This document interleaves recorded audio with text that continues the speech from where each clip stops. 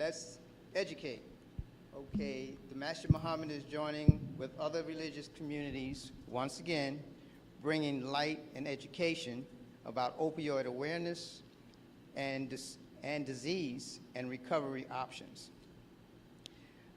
Opioid and drug misuse and recovery awareness, our opening seminar, Narcon training, and learning how you can save a life. So we want to educate the community, and this particular series is for youth and family. It's addressing youth and family specifically.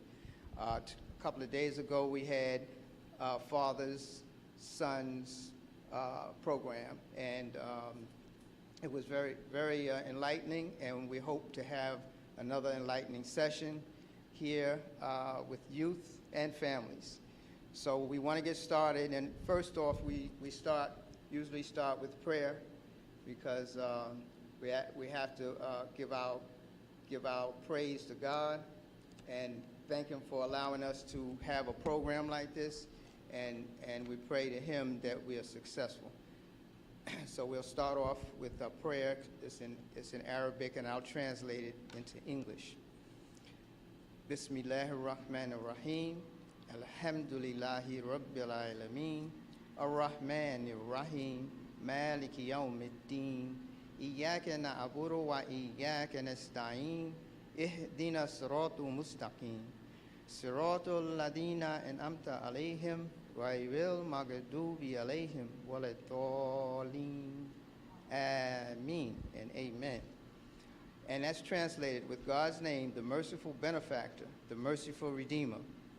Praise be to God, the cherisher and sustainer of all the systems of knowledge, the merciful benefactor, the merciful redeemer, master of the day of judgment. Thee do we worship, and thine aid we seek. Show us the straight way, the way of those on whom thou hast bestowed thy grace, those whose portion is not wrath, nor those who go astray. Ameen and amen. So again, we want to start off, we don't want to delay, and we also want to thank all our participants live here and online. And thanks again for participating and supporting. Many who have partnered with us, we want to thank those. We want to thank our presenters. We want to thank the Department of Behavioral Health for allowing us to partner with them.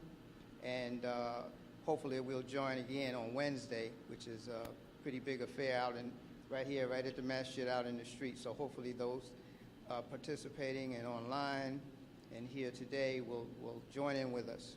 And so the presenters we have today is Mr. Charles Dark, and we also have LaMonica and Bronx. That's a mother and son team.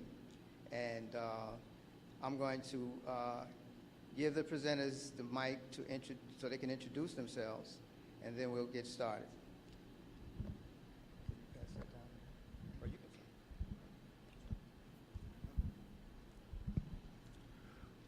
can. Good evening, everyone. My name is Charles Dark. I am the director of the Wards 5 and 6 DC Prevention Center on behalf of Department of Behavioral Health. We have been on the front line on dealing with issues related to alcohol, tobacco, and other drugs for my last 10 or 14 years as director of that organization. We connect with community in order to educate, identify community leadership, and then ultimately impact and affect community change through our services. The demographic that we like to target is ages newborn to 24 years old. When we originally first started, our demographic was 8 to 18 years old, but since that time we saw the benefit of extending on the back end and also decreasing our number on the front end so we can catch our newborn toddlers and babies all the way up to 24-year-old. Our whole goal is to put protective factors in place where there is risk. Right now in the district, there is a lot of risk. And we are building the platform to engage our youth and our young adults in being on this side of the table and seeing themselves as part of the solution and ultimately not the problem. We work with parents, caregivers,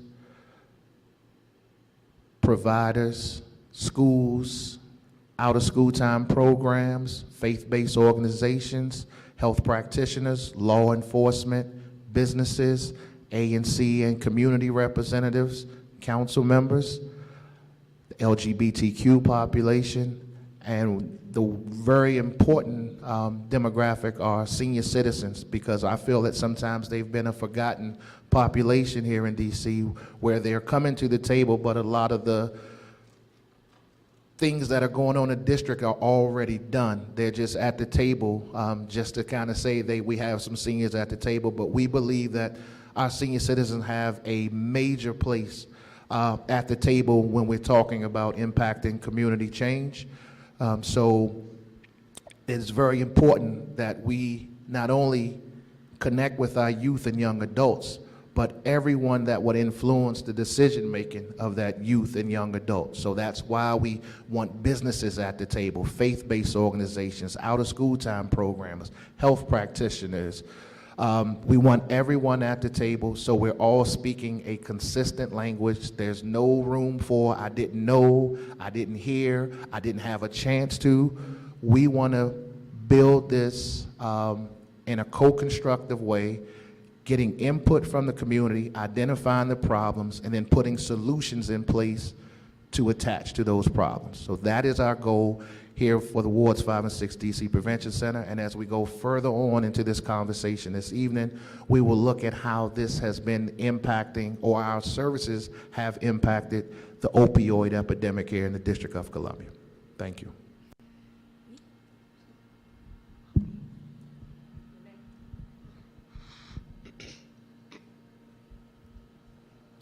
Hi.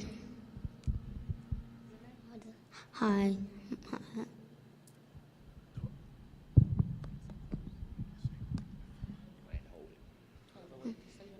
Okay.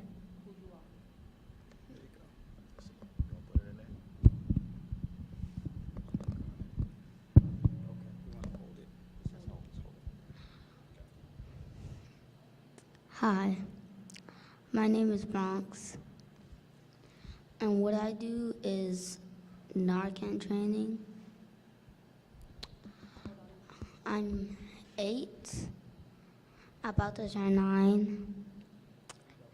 Oh, okay. And I started doing Narcan when I was 7, because the youngest person to be addicted to opioids was 7.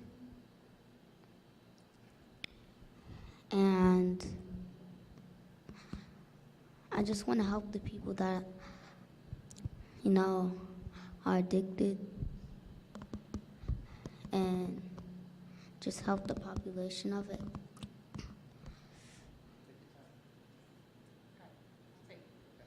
Oh, thank you. Hello, everyone. I'm LaMonica Jeffrey. I am Bronx Kuzar's mom, and we tag team this thing as a family, this opioid epidemic that we're struggling with in our community. I'm located currently in Ward 5. I also run a nonprofit organization that is mobile called Revise Inc., and we are a 501c3 nonprofit which incorporated in 2016. So I tackle issues and challenges regarding families in the District of Columbia, and the reason for that being is that when one person is affected, the family is affected. The family is considered to be one unit, and there's a breakdown in families and communication when you don't have the understanding or the wherewithal to assist a loved one when they're struggling with substance use challenges. So I decided to step in and give more focus around educating and assisting family members with the necessary tools and resources in and outside of the community that they can use to leverage keeping that family unit together and strong. So Tonight, we're going to demonstrate how to use Narcan. I'm going to show you how my son is trained on using Narcan, why he's trained on using Narcan, and why he became interested in it, because of the family being involved in substance use. And so it is important that we all understand and educate each other, and including ourselves if you want to go down rabbit holes and try to, gain understanding of what it is that you need to use in order to help yourself, a loved one, or just simply your community members, how to help fight in this opioid epidemic. Thank you. Thank you. That was a great introduction. And it blends very well, both of their backgrounds and their stories. I want to say to Charles, the senior citizens are part of our families, and we don't necessarily have representatives right here for today, but they're all inclusive in this problem and in this concern. So, Charles, you can start off with a message from yourself, and then we'll go on.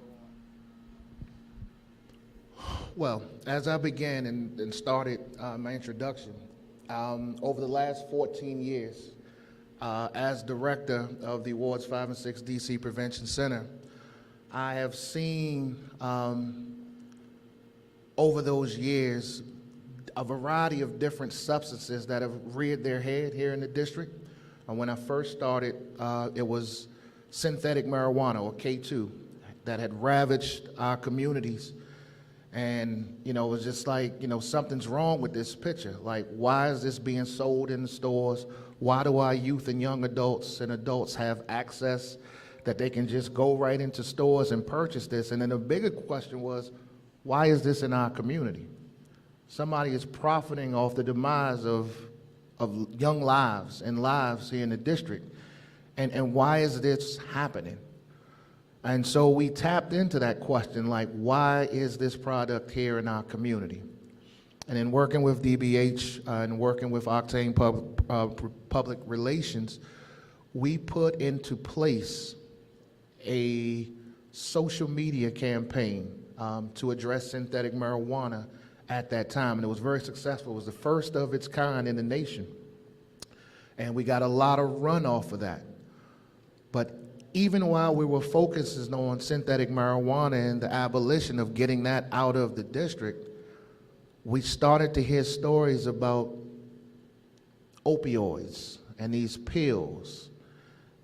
And we had known about heroin because heroin has always been in the community, but we started to see that these opioids were attaching themselves to a younger and younger demographic. It wasn't that 45 to 60 demographic that we were used to in the district. We were starting to see that we were having issues with pills and Percocets, and also the lean, the liquid form that was showing up in these drinks. And lo and behold, before we could even focus on the new opioid situation in pill form and liquid form, then came the introduction of fentanyl, which is a synthetic form of opioids.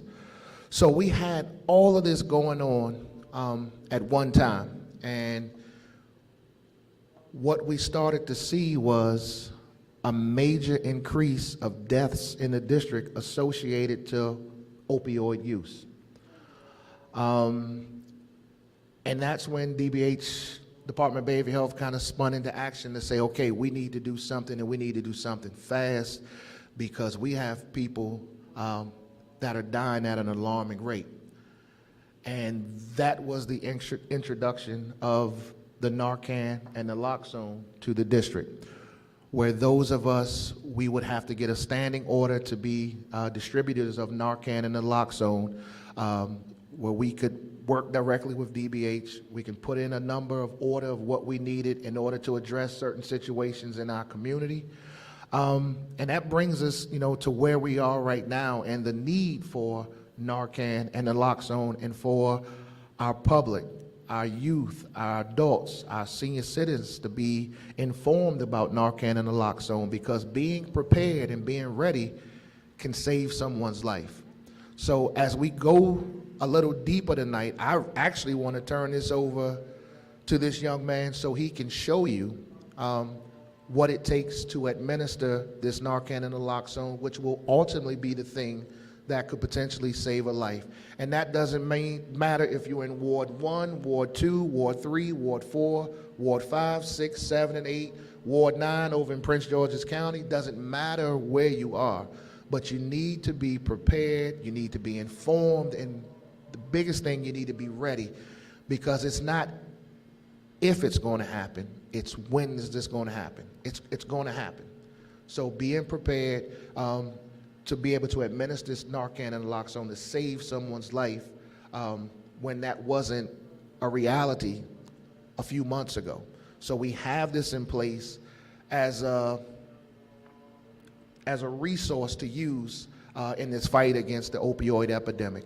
So I want to turn the mic over now to this young man so he can take us through this process.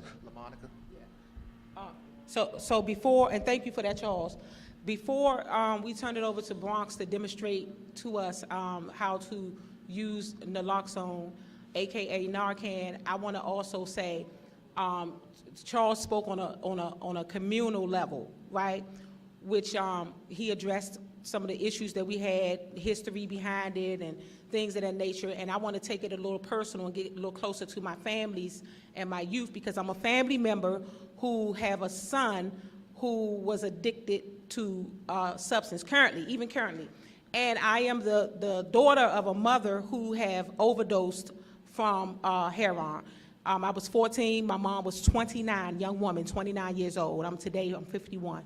And so I want to get a little closer and personal with why I have taken interest in talking to families, because family members are quiet in the suffering of watching our loved ones fall by the wayside, because we feel as though there's no resources out there to help us to counteract what it is that we need to do in order to help our loved ones. We feel as though sometimes we are offered a one-size-fits-all solution that may not necessarily be conducive to helping our individual families tackle the personal issues that we have, such as trauma and some of the other things that we may not even realize that we have going on in our family. We don't have those tools to even tackle and or understand. A lot of our communities are under-resourced, and so we receive a disproportion of resources when we do get them. And a lot of us in the community don't necessarily know what it is that we can shop. Where can I take my shopping bag and get this and that and use that for my family, because my family, I feel, is unique in a way that we can't take what you give us, but I need to be able to get what we need in order to address some of the issues in our family. So, I don't want to get clinical, but it's a book called DSM, and it goes from book 1 through 5, and I think currently we're in DSM 5. And so, it's like, you have all of these different diagnoses and different things that are in this book that kind of, help on a clinical level how to, address certain situations such as substance use and, maybe some mental disorders and things like that, because a lot of things are co-occurring with each other in terms of mental health and substance use. I always say, I don't know anybody who's healthy and happy that just necessarily, use. A lot of times that stems from something, and I say that substance use is the symptom, and the problem lies within, and it's deep. And sometimes, in some cases, in most cases, trauma is the underlying cause of why we do some of the things that we do that, don't benefit us and or our families and or our communities. And so back to this DSM-5, I wanted to say, I always used to think, how can this one book address so many different things when we are a country of so much diversity? Our doors are open to so many other neighboring countries, but we have this one book that addresses all of substance use, all of mental health one way. And I feel like, you know, we have to consider cultural basis when we are helping other individuals. We have to consider so many ways that people actually practice certain things in our community. And so when people come here, you know, to the United States, and we're trying to help them with our mental health system, I'm saying to myself, you know, are we really helping? Because we have young people, now back to the young people, who come here, right? And I'm going outside of the community for a bit, because once people come here, they are integrated into the community. That, and this is based on some of the latest work that I've done, that kind of, you know, get caught up in trying to self-identify, right? And that's traumatic within itself, right? So we have so many mixes of things that contributes to some of the reasons why, you know, we get caught up in this substance use. It starts at home. It can start in the community. It can start with, you know, you trying to figure out, young people trying to figure out who they are, you know, going through the stages of development. Everybody was a teenager, and you can remember how it was when you were trying to find yourself. So they say, find yourself. And so it is important that and also grief. Grief is another major factor that I find that lead us to using substances, and our young folk using substances. I don't know how to coach a young man through grief. I lost a daughter in 2016, and it seemed like the substance use for my son came after that. And my house was so quiet, we didn't know what to say to each other, you know, about this death that had taken place so suddenly. And so it seemed as though the behaviors that manifested in my son's, you know, in terms of him using substances, was based on that grief. And, you know, from time and time again, he will come out and he will mention, you know, my daughter's suicide. And these behaviors will manifest in him that is so destructive, you know, self-destructive, self-destroying, that, you know, I'm learning as I go along. As parents, we don't come with a book. You know, our kids don't come with a book. And every child that we have is so unique that sometimes we feel like we're failing, you know. But in actuality, life is a complete lesson. And we just have to get the lesson. So I wanted to say to any parent or family member that is struggling with someone who maybe, you know, you suspect is using, or that maybe you know that's using, to hang in there with them, to figure it out, understand and shop resources that's available to you in your community. Talk to somebody relatable who have dealt with somebody that might have been in that situation. I feel like they can help you better because you're talking to someone who's already been somewhere, navigated a system, told you how they did it, and it's not coming from like a clinical standpoint. You know, it's not coming from a licensure, but an experience. And so I just want to say, hang in there. By any means necessary, please try not to reject what you don't understand, but try to understand what it is that you need to know to keep your family one complete unit. So I'm going to pass it along to my son, and if the mic come back to me, we're going to get some more personal stories out there, because I have many to share. And it's important that you know that you are not alone. I'm in this thing with you. My son currently uses. I say that, and I don't say it proudly, but I say that to let you know that it's time for us as parents and caretakers to speak up on behalf of those who, you know, may be struggling, and get out here and figure out and learn what you can do to make this situation better, outside of being frustrated and angry and just saying it's enough. I'm not dealing with this no more, because that's what we do. That's what we do, and we do it for the lack of understanding. So I always say, ignorance is a form of ignoring. So you heard it from me, so now you know, so you have no excuse to ignore. I'm gonna pass it to my son Bronx, who is trained in using Narcan, and the reason why is because I was a working mom. When my son first started using, we were all out of our minds. My sons share, my two teenage sons share a room together, and I'm in and out of the house. You know, I'm in and out of the house, and my son would come in, and when people use, they sleep so hard. You don't know if they sleep, or you don't know what's going on. So I said, you know what? I was doing Narcan training. I was trained under the Department of Health when the first class that they had years ago. It was a guy, I forget his name, give it a G. But anyway, my kids always hear me. That's why it's important that what you do, you mimic to your kids. Your kids overhear everything you say. They nosy, they hear everything. Everything you doing, you think they playing with a car, you think they back there on that iPad, but they taking in everything that you're doing. So I'm grateful to say that my son took in me doing this Narcan training over and over and over again, that I just decided he wanted to do it, why not? And then the other reason is that if I wasn't home, just like an asthma pump, if an animal can get accolades for saving an owner's life, if a 2-year-old can get accolades for calling 911 to save their parents' life, why can't my son and my family and my children get accolades for saving a sibling's life? So I'm gonna pass this on to Bronx and let him show you how to save a life.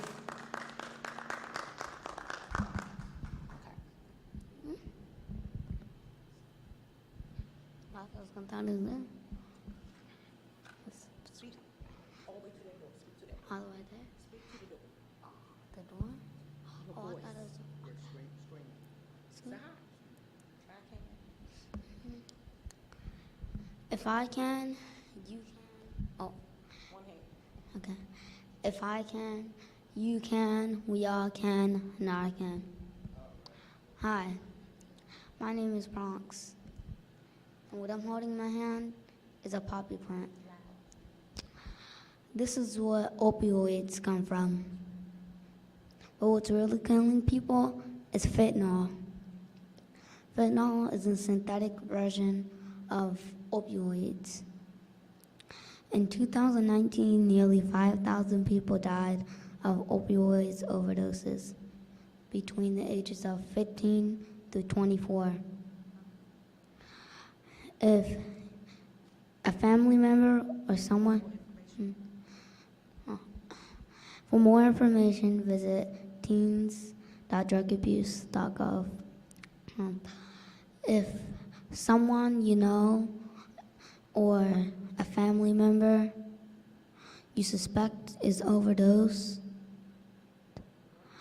or you're in a drug-infected area,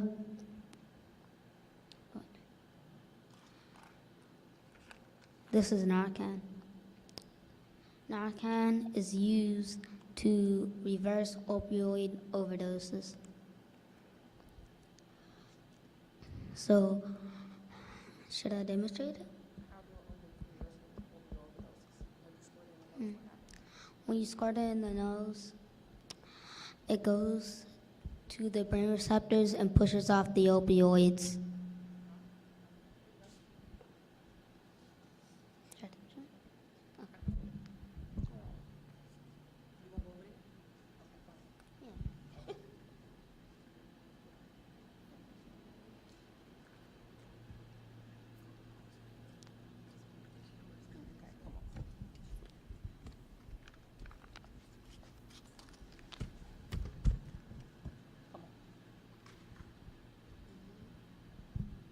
You talk, I hold it. Sir? Sir? You wait. If the person does not respond, call 911 and give them this dose. Wait 2 to 3 minutes, and if they don't respond, give them another dose. This comes in 2 packs.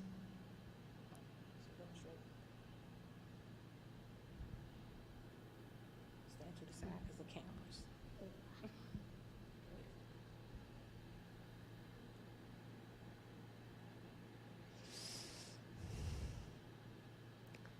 After that,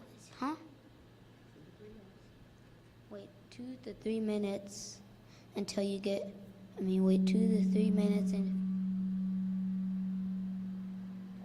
wait 2 to 3 minutes, and if you don't get a response, do another dose.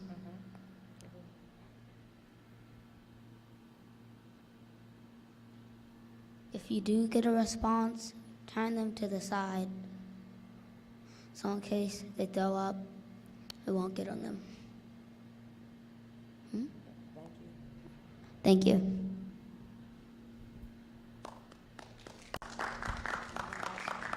Who ready to save a life? Is anyone ready to save a life? Hello, sister. You? You?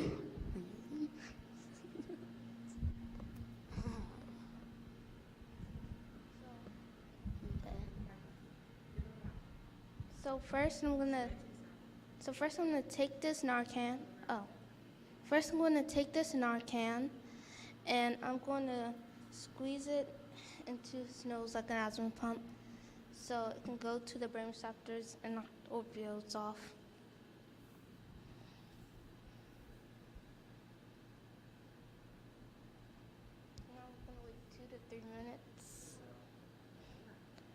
Now I'm gonna wait 2 to 3 minutes. Mm-hmm.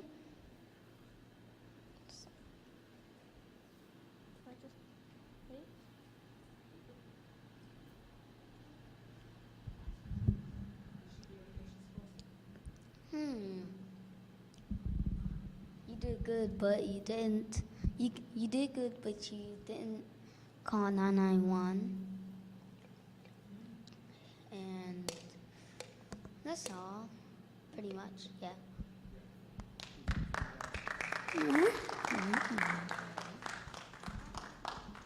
Thank you, Bronx. Bronx, and actually that's Brooklyn. So we want to thank them. It really is amazing how 8-year-old has participated, and what he said earlier was that he's doing it because he wants to save lives, and that's fantastic as far as I'm concerned, and it shows that a young person, anybody can help save a life, and because it is all around us in our environment, it's touching the young people like Bronx, and who's only 8 years old, and he's been doing this for a little bit, and thanks to his mom, who's a dynamic advocate for the problem of opioid use. And again, this program is about awareness, education, and what can we do to help.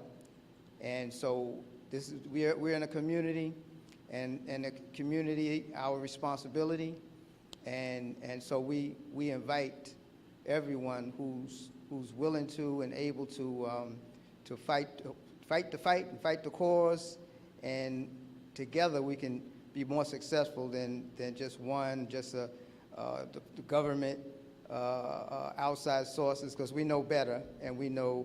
And one of the things you mentioned, LaMonica, was that it appears to me intervention. Intervention is key to prevention, to recovery. You know, when you talk it up, when you inform others, and we're all in the environment here together, and we see it. We've been touched. Most of us have been touched some shape, form, or fashion, personally, family, neighbors. I grew up in a neighborhood just like this. So we're starting out locally. We're trying to fix it locally, which is the right thing. But it's a national and international concern, and that's why Wednesday we're having an International Awareness Day, and it's happening all over the city. As a matter of fact, all over the country and internationally too. But we have to start at home. And we start in our homes with our young ones, explaining to them what's going on. Some other community may not have to explain this, even though it is spreading rapidly to other communities. But our disenfranchised community, our vulnerable community here in the inner cities, it's a valuable source for us to get something done, and to have the community involved with it, because we are boots on the ground, and we know what's going on and know the results firsthand. So we want to thank you all for coming, and thank you, Bronx. I hope we get some younger folks around to see what you're doing, so to encourage them and inspire them to do the same thing, because anybody can save a life. We walk through the streets, through the parks. We see this all the time. And it reminds me, and as a retired healthcare worker, of the CPR. A lot of what he explained was in CPR, and they do give that information nowadays with CPR. So he's well versed, and I'm proud of him, and I'm very excited. And I'm sure a lot of people can learn from him. So we're going to partner with him here at Masjid Muhammad. And we do have access to Narcon, so everyone will know that this is a site that you can get Narcon and information and outreach and all those things. And we want to thank Charles, who works in Ward 5 and 6 in the prevention program and is the director. And Monica got her own program, and she's a top grade advocate along with the family. And so we want to continue to hear from them and work with them. And so we want to open up for questions. Yes, Ms. Coffin.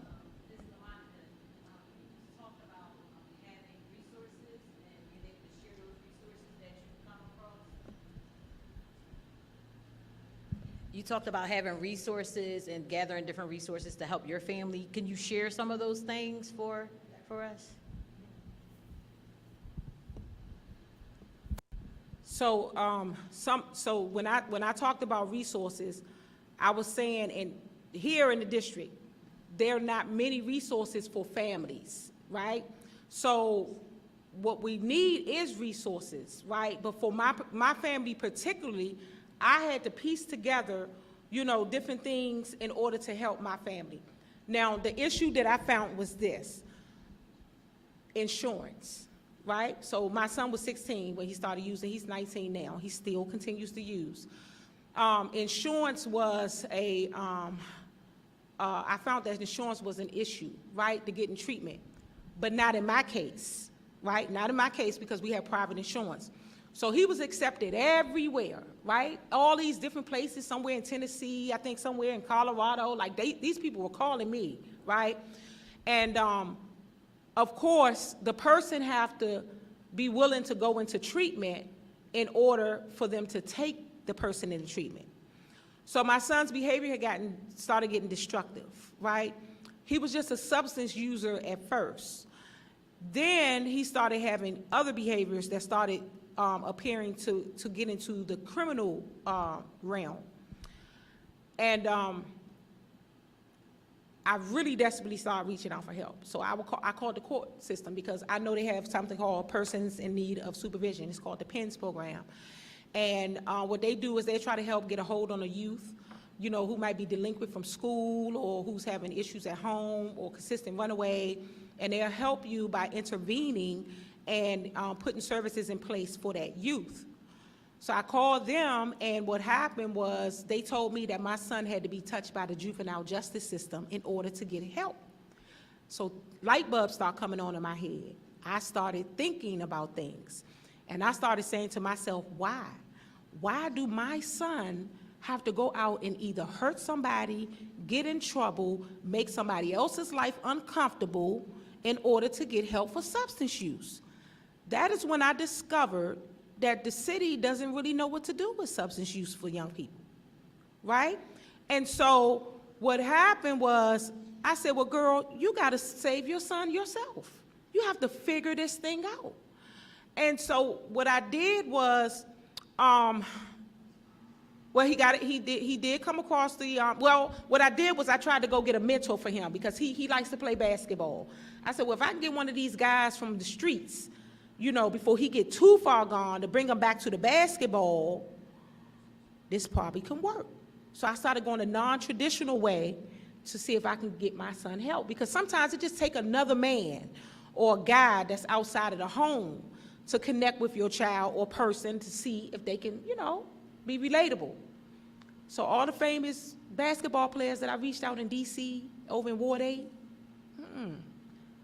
nah, can't help you, right? So these are people who were not true to their word in terms of the community. This is the village that is broken apart, that say that they're a village. They use this motto fluently, but yet they're not a village. The village is not together. There's no village, right? So, and I won't say no names, right? But these are people who are affluent in the city in terms of in the streets that help our youth. I ain't getting no help.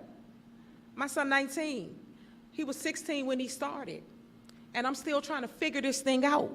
Not just for me, but for other mothers who might be desperately trying to help their sons and daughters, right? And unfortunately, people losing sons and daughters in the midst of all of this happening. So, I don't know, I hate to say it, but the city failing us. Families, because it's nothing in place. And I feel like as much as I tell my story and as much as I put my business in the street, and as desperate as I have been, and I've cried and made podcasts that has reached some of the top city officials, I've gotten no results. My son is still part of the criminal system. He continues to be a criminal, and his behaviors are escalating. So I hold accountable people in the community, people who has the pen, who can sign things to make things happen. I hold those people accountable for what happens in the city, because these stories are heard. They are not falling on deaf ears. Now, what's happening with the stories when they come across these folk? That's on their, they got to sleep with that at night. So, my son still hasn't been helped. I'm a book in the middle of my chapter. Every story doesn't have a great ending, but yet this is not the end. There's still hope for my son. So I can't tell you other than about what's happening today. And currently, my son, 2 days ago, was arrested in the District of Columbia. So if I don't tell the truth and I hold back information, then people are not going to be willing to share their stories. What do we do with these stories? I don't know. Right now, all I know as a parent, I can support another parent, let them know they're not alone. And that's just the truth. It's not a lot that we can do. Last thing before I pass it on back is that I wanted to say I was fortunate because I had insurance, right? But but what about parents on Medicaid? Most people in these low-income communities in disproportionate areas have Medicaid, so you know they ain't got nothing coming. Ain't no calls coming from out of town to them. They can't even call on their own without going through someone and getting permission to get help. I was fortunate enough to be able to pick up phones and dial numbers myself, but there was no intervention in place that I was looking for to mandate my son to go.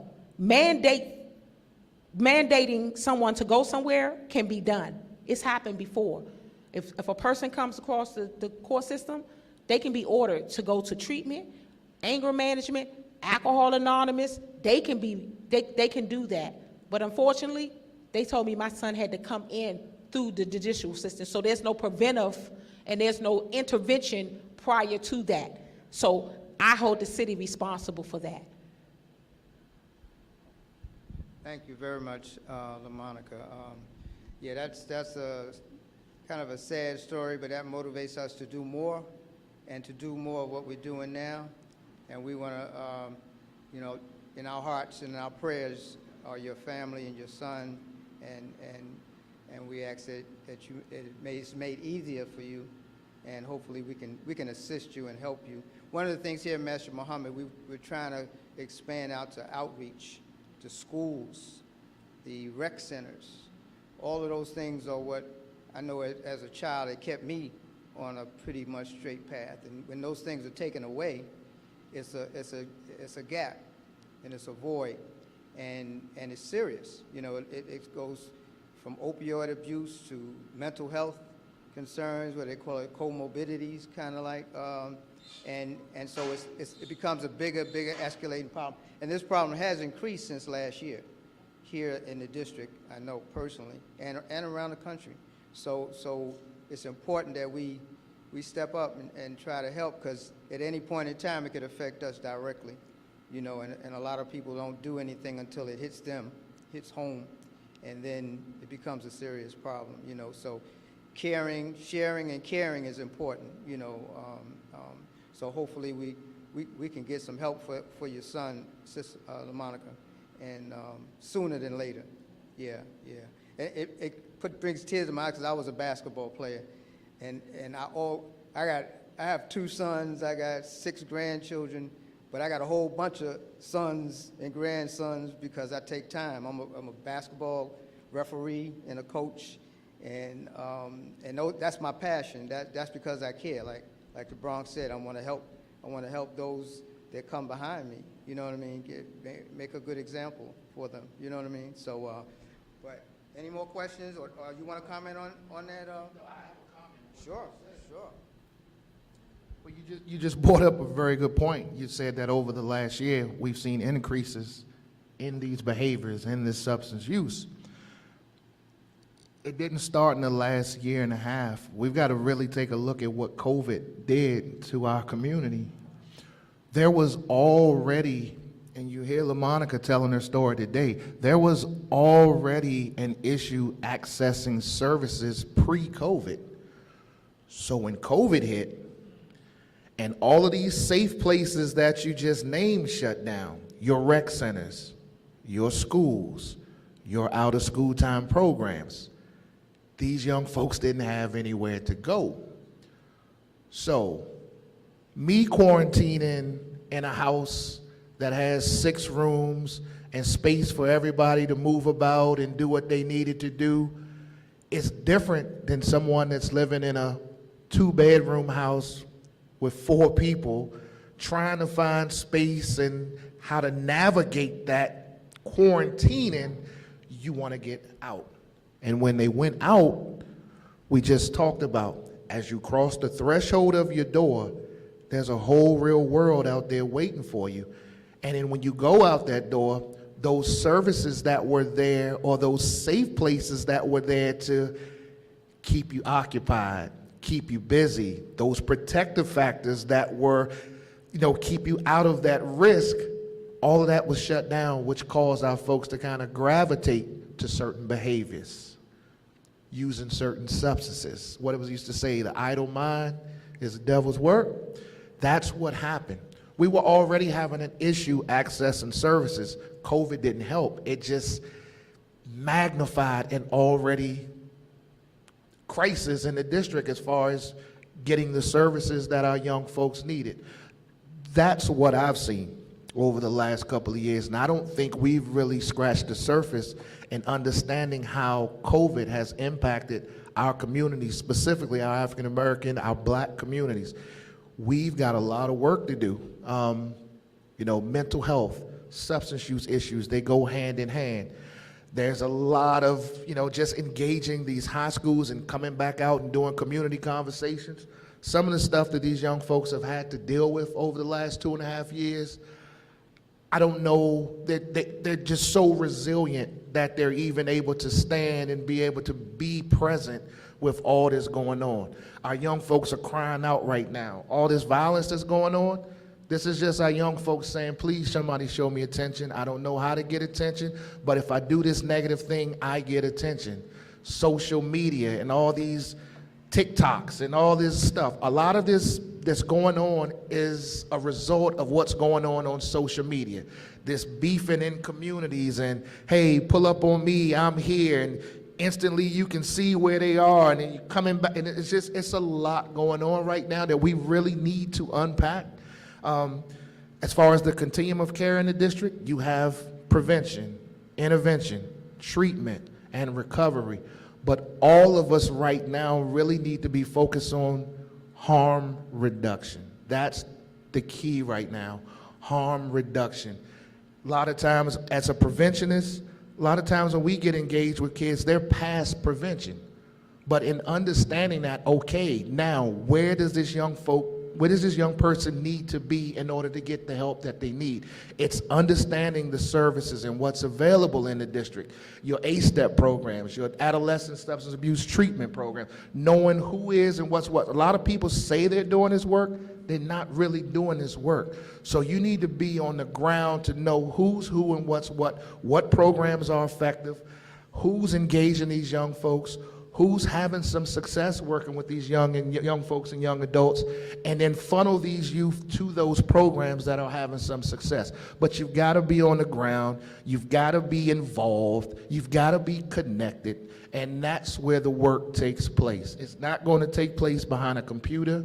You know, this virtual world that we're in, we need to get back to in person and dealing with these things on a community, like, I almost call it a prescriptive way of dealing with each community as an individual community, so we can get back to this village that LaMonica so, you know, talked about, that village that we grew up in, where, you know, it was a village mentality, but now it's a me mentality. It's mine.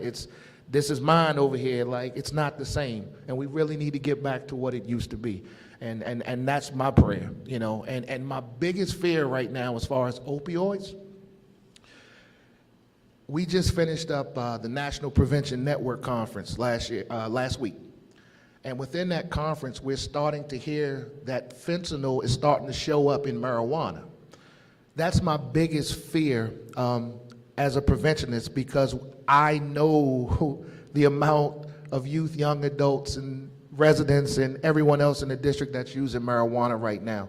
If we think we're having a problem right now because of opioids, if this fentanyl gets into marijuana and it starts showing up in the district, we're gonna have a real problem. So we really need to get to work, roll up our sleeves and be real, because the data and the stories, it's coming. Just like opioids, it came down 95 corridor and it hit DC. When these stories start coming and the data and the numbers start tracking, Houston, we got a problem. So I wanna get ahead of the problem. Let's be proactive as opposed to reactive, and let's talk about this like we're doing. So can I say something? Okay. So well, of course, because I'm involved in a different way, I have a different perspective, but my perspective is not to disagree, because everybody works from different angles of this. And my son started using in the school bathroom, first of all. And it was not so when I reached out to the social worker for, the school social worker for, you know, what we're gonna do, it was not a big deal. Just let him come back to school, no suspension, no nothing. So, you know, I just figured that he was, you know, his seat needed to be paid for, and that wasn't a concern, so it was just left on me. In terms of, when I say, you know, about the village is not equipped, it's ill-equipped, right? It's not, we don't have some of the same upbringings like our ancestors or people before us had. We don't use the same language. We don't, you know, I have adults that get upset with me because my kids say yes ma'am, you know, and these are senior citizens. Don't yes ma'am me, you can just call me Dorothy or XYZ. So the village has been very captivated by society, right? And what can our children do when they look at us but what we do? Where do they have to turn if the community is one and the same? Because a lot of times your community and the culture that you are a part of, in terms of the majority, you adapt some of the same behaviors. You do some of the same things. You're culturally alike in some instances, some way, sort, shape, form, or another, right? Then you have your home community, then you have your school community, then you have your church community, then you have your neighborhood. That's a lot for anybody to take on. You have to change your identity so many times or take on so many different roles in order to adapt and make it to anywhere. Like, I have to teach my children how to cross the street and tell them, if you see something flying, you know, down the street, run back. Or if you're closer to that side, run. So these are the type of things and the type of drama that leads to some of the reasons why we need things in order to cope in our communities, right? Because a lot of the pain stems from that. I want to say, I don't want to blame me personally, COVID, on a situation that's already been there. I believe that the veil is being pulled off of a lot of the problems that we have as individuals in our communities, whatever, in our homes, and that we have had time to sit down and reflect who we really are. And some of us was not pleased with who we had to reflect on, right? We weren't pleased with who we looked at in the mirror. And so all these behaviors began to manifest as a result of it. People started being outspoken. People started, just doing what they wanted to do, saying what they wanted to say. You know, you start seeing things in people that surprised you, right? People worked at home, flew under the radar. And like Charles said, you wasn't able to tap into anything when you needed it the most. People who didn't reach out, reached out. No one was there, right? So yes, we have a pre-COVID situation, post-COVID situation, although COVID is not over, but still post. We have a post-COVID situation going on, but COVID just exacerbated the issues that we've had in our community for decades. Decades. I ain't blaming COVID. I'm blaming me as a mother. I'm blaming my husband as a dad. I'm taking accountability for who I am as a person, as a woman, as a mother, right? I'm not beating myself up for what I didn't know, but when I knew better, I had to do better. If we take individual responsibility for what we doing and saying around our kids and our household, how we talking to them, how we treating them, who we letting around them, what we turning a blind eye to, they wouldn't hurt as bad, and they wouldn't need pain medicine in order to feel better. Every adult user that I know started using as a child, a young person, a youth, before the age of 18. And that's why I'm putting my heart, soul, and my spirit to the day I die into helping young folk, because you gotta start where it started. You gotta start where it starts. And it starts in our young people and our babies. But more importantly, it starts with you. Pay attention to who you are, yourself, and your behavior as somebody who is leading a parade, because that's where you start to reduce the trauma. You got to address your own. You have to go back and you have to forgive. And I talk about this forgiveness thing a lot, because a lot of who we are is because of what we upset about. A lot of who we are is what we can't let go of. And those babies hear that. Those babies hear that. And they adopt the same philosophy, anger, and beliefs that we do, because everything we hear eventually turn into a belief. So now we believe these things. I believe that about you. I heard it, but it's been in me so long, I believe that about you and you. Believe that about that black man. He ain't right. So we got to stop it as adults, as leaders. And my God, the television, our politicians, people in leadership, who do they turn to? The police. Where's the examples? But if nothing else, if you make your home a strong place and you make yourself and you show love, nothing can break that love. Thank you, LaMonica. That was a whole package right there. Thank you for touching on it. Mr. Copper, you had a question? Yeah. One of the things that she mentioned was really family, the breakdown of family, the structure, family life. And most of our family lives were built up on belief in God and the spiritual approach. And that has fallen on the wayside. And one of the things here, Master Muhammad, we want to make sure that we step out of the box. And many of the faith communities come inside, and you talked about that. We want to go outside and outside the box, where the social life is, where the community, and be visible, much more visible, much more effective. And I think the city and the government, they see that now. They're appealing to the faith groups. That's one of our goals, is to get out. And again, we're not trying to necessarily make you Muslim, but you know, that brings the spiritual life brings up the moral life, and there's been some moral, definitely moral turpitude. I mean, it's been diminished tremendously in our society. So we do have to start at home. We do have to start where there's something greater than ourselves, and know that leads to something good and not to bad, you know. So we want to thank you. I mean, there's a whole lot of questions I could think of, but we're pressed with time right now. Any more comments? Any more questions? Ma'am, you got a question?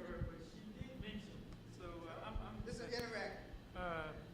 I was going to ask, especially being a male, she did mention husband. You did mention husband. So I was just wondering, their father or your husband, how are they involved? I guess I'll say it like that.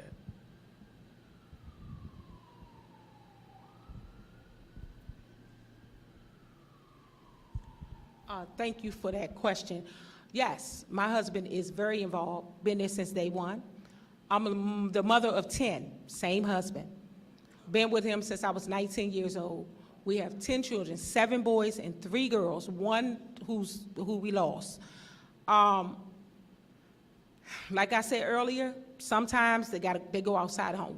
When I was coming up, everything my grandmother told me, if he told me the same thing, and he lived next door and I'm hanging at his house with his kid, I heard him say it. My grandmother got on my nerves. She said, I don't want to hear that. You know, and that's why the village is important, right? Because sometimes you need that outlet. You need to go to somebody else's dad and talk about it. Although yours is there, sometimes we don't receive our parents, you know, we love them, but we don't receive them, you know, the same. We think everybody else cool, you know, because our parents is the ones who chastise us and, you know, correct us and stuff like that. So when it's coming from them, we hear it a little differently, right? And sometimes if it's coming from them in a moment that we need to be chastised or disciplined, we're not receiving it well because we're being disciplined. But then he can say it, and I'm hearing him. All right, Mr. So-and-so, yeah, I hear you, I hear. And that's why the village to me is important, right? Because your daughter could come to me and talk about what she think, and I can correct her on, I don't care that your mom said that and that you didn't like it, but you respect your mom. And explain to her, to your daughter, why it's important, why you need to respect your mom. Because we think differently. You're younger, we're older. It's not that she's disrespecting you or not hearing you. It's just that she loves you, she wants to protect you. And it may not come out right, because I didn't like it when my mom said it. You know, this is the conversation I would have with your daughter so that she can gain an understanding of why her mother might have said something that she feel like made her upset. So yes, my husband is very much in our lives, and you know, a DC police officer for 30 years. He's currently a U.S. Marshal at the courthouse. He retired from the police department, and he's in the National Guard. Sometimes too many jobs can make the situation not good. Remember, we have 10 kids. So think about how much we had to be out of the home. I was a federal worker for 16 years, working for the Social Security Administration. So we had professional jobs. That can take a hit. Your family can take a hit for how much you have to spend outside of the home, and then your children are getting involved with other people and you know, because they're missing something. So it's all about examining who you are after you have gotten to a certain place in your personal life and address some of your own personal situations after that. Because if you try to do it while you still have stuff, then now, instead of you helping them from the scar, you're bleeding all over them with an open wound. And you don't want to do that. And I took that from Brene Brown, by the way. So if you listen to Brene, no, I'm not stealing, but I like that, right? But that's what happens. So we got to be healed in order to heal. Yes. And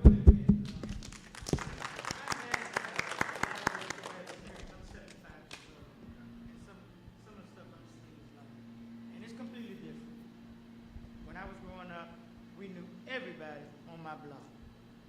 got whippings from my neighbors.